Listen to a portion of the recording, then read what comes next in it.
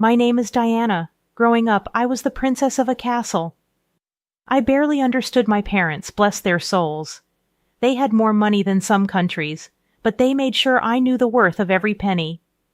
Money talks, but wisdom listens, Dad would say, and Mom insisted on me knowing how to budget before I even knew how to properly spell. Luxury life was a fairy tale until it wasn't. At 12, their private jet crashed, and my fairy tale turned into a stark, dark reality overnight. Grandma took me in. We lived in a modest house far removed from the opulence I was used to.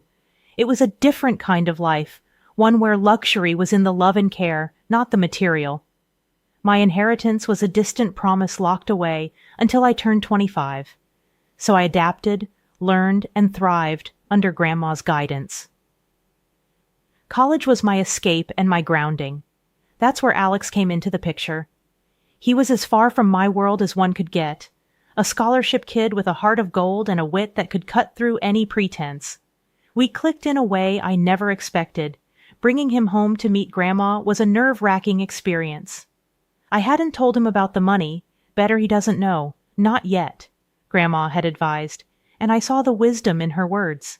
I wanted Alex to love me for me, not my bank account. Grandma, this is Alex, I introduced them, my stomach in knots. Nice to meet you, ma'am, Alex said, extending a hand that Grandma shook warmly. Sit, Grandma gestured, her eyes twinkling as she took in Alex's nervous posture. You're the young man who's stolen my granddaughter's heart. Alex blushed, a sheepish grin spreading across his face. I guess you could say that, ma'am. We sat down, and the conversation flowed more easily than I dared hope. Grandma shared stories of my parents, of me as a child, stories that made Alex laugh and look at me with a warmth that made my heart swell. You've got a good one here, Grandma said, nodding towards me but looking at Alex. Takes after her mother, strong and kind. But don't you let her fool you. She's got a bit of mischief in her, too. I can see that, Alex chuckled, squeezing my hand under the table. The evening went on, filled with laughter and shared stories. Alex fit into our world like he was always meant to be there. As he helped Grandma with the dishes afterward, I knew I had made the right choice in bringing him into this part of my life. Walking him out later, Alex turned to me, a serious look on his face. Your grandma's amazing, you know, and hearing about your parents, your life, I feel like I understand you more. I nodded, feeling a lump form in my throat. I'm glad, Alex. There's a lot to me more than meets the eye, I guess. He smiled, pulling me into a hug. I'm here for all of it, every layer. Doesn't matter what's in your bank account. It's you I care about. I hugged him back tighter than I ever had before. In that moment, I knew I could trust him. But I also knew the weight of the secret I was keeping. It was a delicate balance, one I hoped wouldn't tip and spill over. The ride to Alex's parents' house was a quiet one, filled with the kind of silence that's too thick to cut through. I could tell Alex was nervous, his hands gripping the steering wheel tighter than usual. You sure you're ready for this? I asked, trying to break the ice. Yeah, just my mom can be a bit much. Don't take anything she says to heart, okay? Alex's attempt at a reassuring smile didn't quite reach his eyes. The house loomed ahead, grand and imposing as we pulled up. My stomach twisted into knots.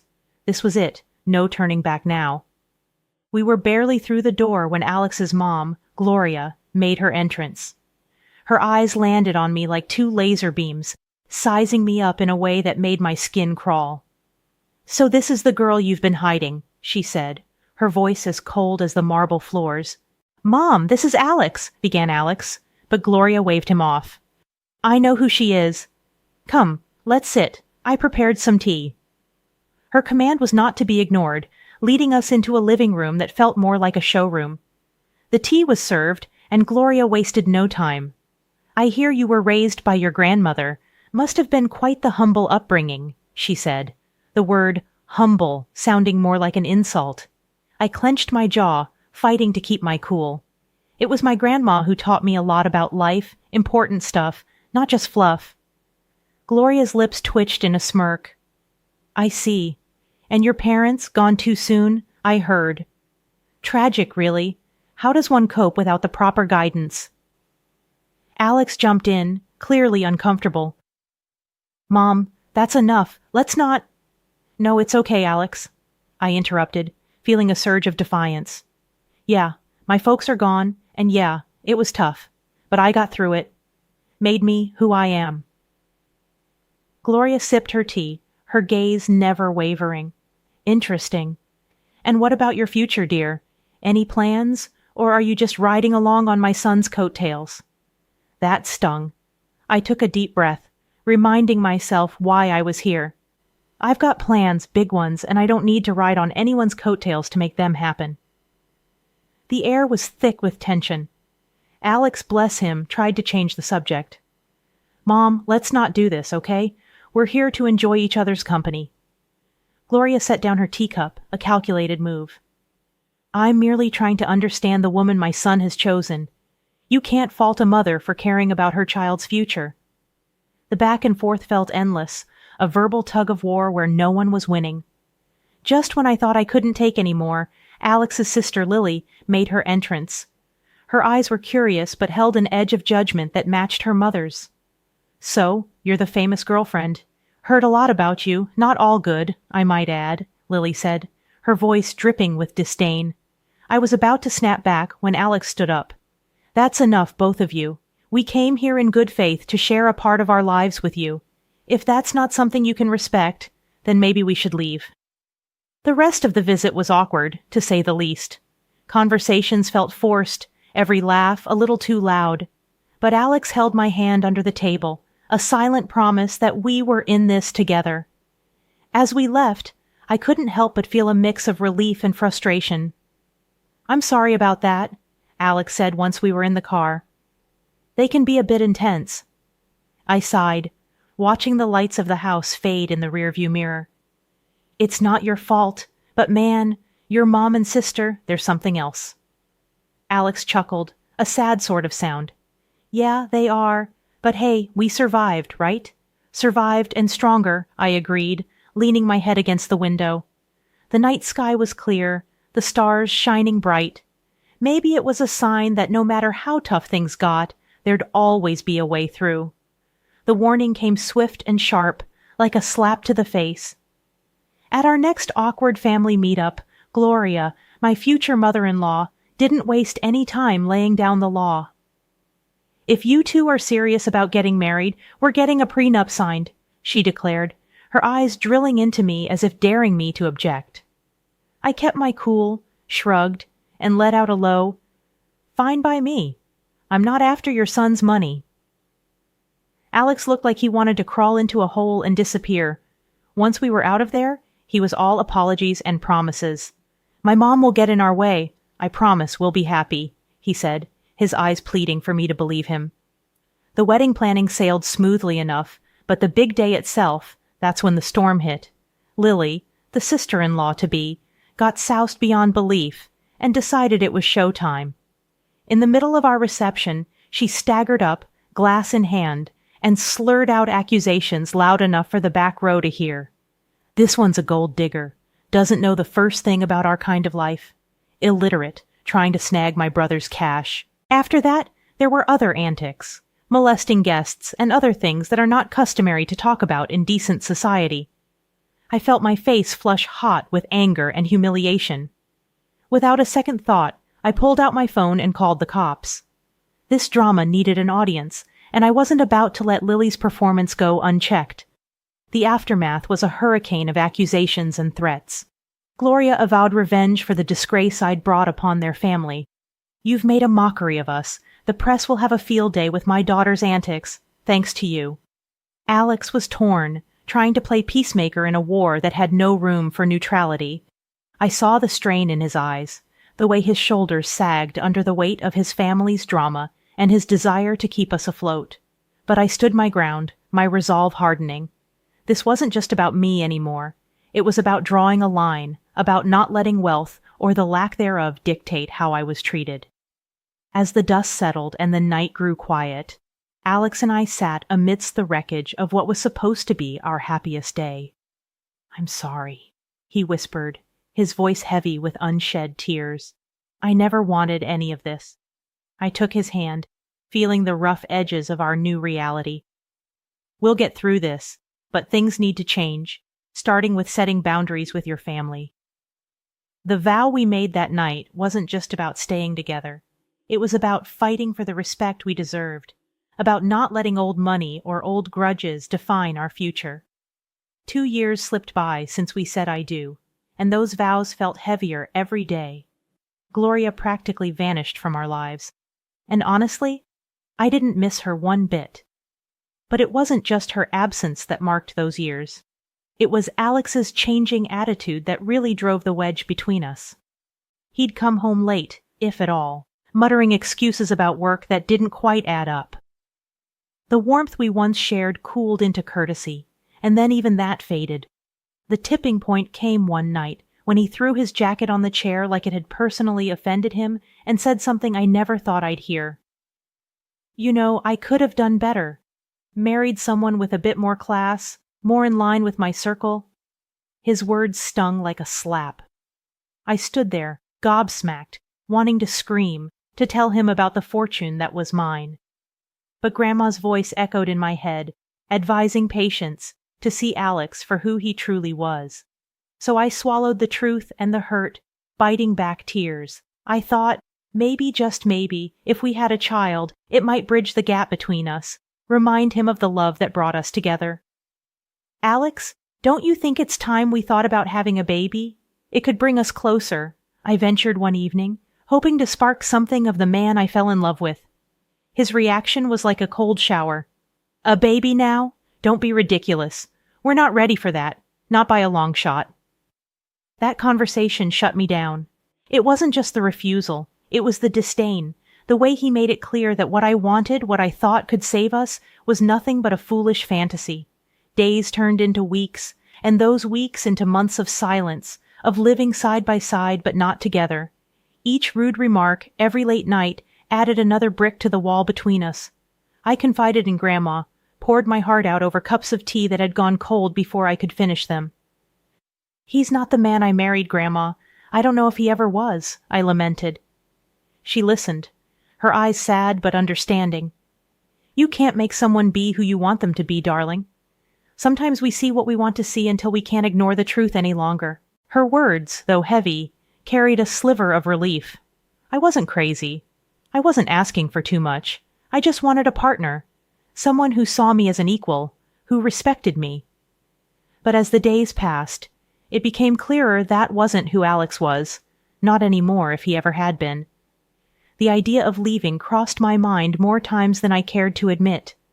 But every time it did, I pushed it away, hoping against hope that something would change, that the man I loved would find his way back to me. The vibe was set for a killer party. I'd gone all out for Alex's birthday bash, hoping to bring back a spark into what had turned into a pretty mundane marriage. No expense was spared, and the guest list was a who's who of our closest pals. Notably missing from the invite list were Gloria and Lily, my mother-in-law and sister-in-law. Their drama was the last thing I needed ruining the night. Alex was in high spirits, soaking in the adoration and well wishes from everyone. For a moment it felt like we were back in the honeymoon phase, all laughter and inside jokes. But that bubble burst the second Gloria and Lily crashed the party, uninvited but clearly expecting to be welcomed. Turns out Alex had gone behind my back and invited them, hoping to avoid any family fallout. Their presence turned the atmosphere tense. Lily, in true form, made a beeline for the booze, dressed in an outfit that screamed, "Look at me," and not in a good way. Gloria's snide remarks flew under the radar, each one a veiled jab at me or our marriage. As the night wore on, Lily's antics escalated, fueled by champagne and a need to be the center of attention. She started a rant about me not fitting into their family, how I was unworthy of their name. It was a mess, and Alex was nowhere to be found, too busy playing the good son to notice the circus unfolding. The climax of the evening was when Lily, a few sheets to the wind, decided to air out some dirty laundry, waving around some documents. She slurred out insults, each word a knife. The spectacle ended with her stumbling into the pool, documents flying everywhere. I rushed over, more out of curiosity than concern, and gathered the scattered papers. My heart sank as I pieced together what they were. Divorce papers, signed by Alex. It was like a punch to the gut, each signature a betrayal. I stood there numb as the reality of the situation washed over me. My husband, the man I had vowed to spend my life with, had decided our journey was over without so much as a word to me. The party around me faded into a blur as I clutched the documents, Alex's signature glaring up at me, confirming what I didn't want to believe. This wasn't just a party to remember. It was the end of everything I thought we had. In the aftermath of the pool incident, I sought clarity amidst the chaos. My heart pounded as I approached Alex, holding the soaked documents that had unwittingly unveiled a truth I was unprepared for.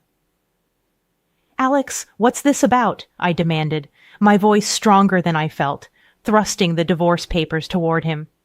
Before he could respond, his mother interjected with a smugness that made my skin crawl. "Oh dear, looks like your little scheme didn't work out, did it? Alex is leaving you. Thought you could trap him with a baby for his money."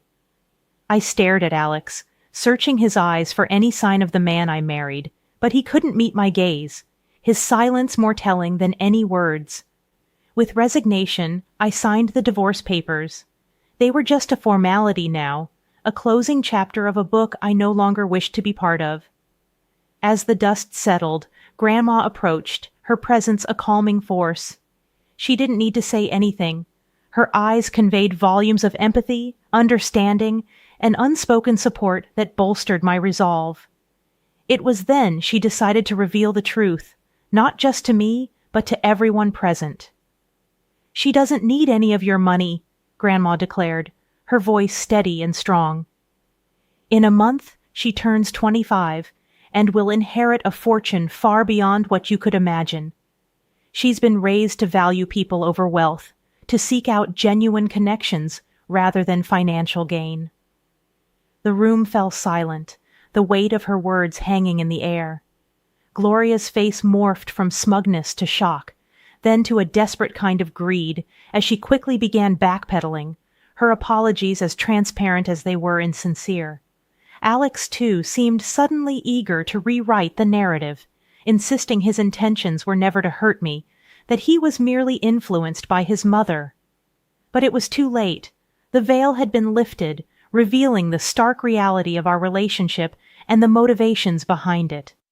I met their apologies with a quiet smile, not out of forgiveness, but out of an inner peace that came from understanding my worth, independent of the wealth that awaited me. "You've shown me your true colors," I said, my voice imbued with a newfound strength. "As for surprises, well, I've prepared another one for you." And at that moment, a loud honk echoed through the tension outside. A sleek luxury car rolled up to the gate, the one I had secretly bought for Alex as a surprise. The irony wasn't lost on me. I couldn't help a bitter laugh as I excused myself, stepping outside to confront the final act of this drama. There it was, the epitome of luxury on four wheels, a symbol of the love I thought we shared, now just another piece in the game of pretense and betrayal. Without a second thought, I slid into the driver's seat, the leather cool and unyielding beneath me, much like my resolve. Grandma, ever my rock, joined me, her presence a silent testament to the strength and dignity that ran in our blood. Turning to face the house, I saw Alex and his mother at the door, their expressions a mix of confusion and awe. "Everything from now on goes through my lawyer," I called out to them, my voice clear and devoid of warmth. "And don't worry about my stuff. I'll have a courier pick it up." Their faces, once smug and self-assured, now painted a picture of realization and loss, not just of the wealth they coveted, but of the person they underestimated. With that, I turned the key, the car's engine purring to life, a sweet sound that promised freedom and new beginnings. Grandma and I shared a look a silent agreement that this was the first step toward a future unburdened by deceit and manipulation. After the revelations and dramatic exits, the air seemed clearer, as if the truth had not only unveiled the greed and deceit, but also cleansed the path ahead. It wasn't long before the first test of my newfound resolve came knocking, or rather calling.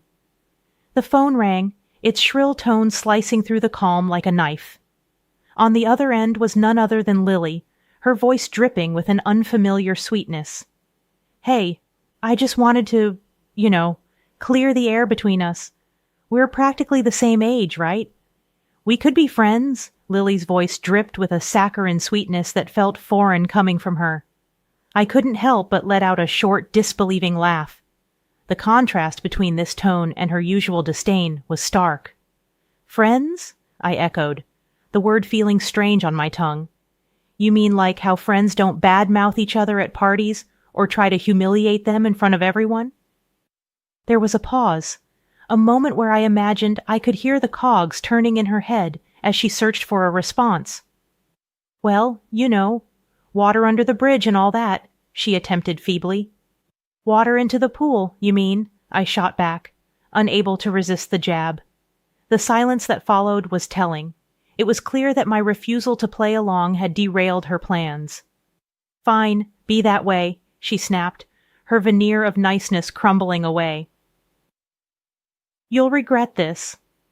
I hung up, feeling a mix of amusement and sadness. It was a stark reminder of the facades people wear and the lengths they'll go to when faced with the consequences of their actions. The temptation to retaliate was there, a nagging thought in the back of my mind. I posted a video on social media of her falling into the pool. It went viral like wildfire. Within an hour, 1,000 people had liked it. My sister-in-law was internet famous. She tried to call me, demanding I take it down, but I just blocked her. I'm done with her fake sweetness and her nasty attitude. A week after that, my phone rang with a number I knew all too well. It was Gloria, her voice unnaturally sweet, offering an olive branch she hoped I'd grasp. "Let's put the past behind us for Alex's sake. Can't we reconcile?" she suggested, as if the wounds were mere scratches that could heal with a band-aid of words. "No, Gloria, that ship has sailed," I replied, firm but not unkind. There was no anchor in my voice, just a resolute peace.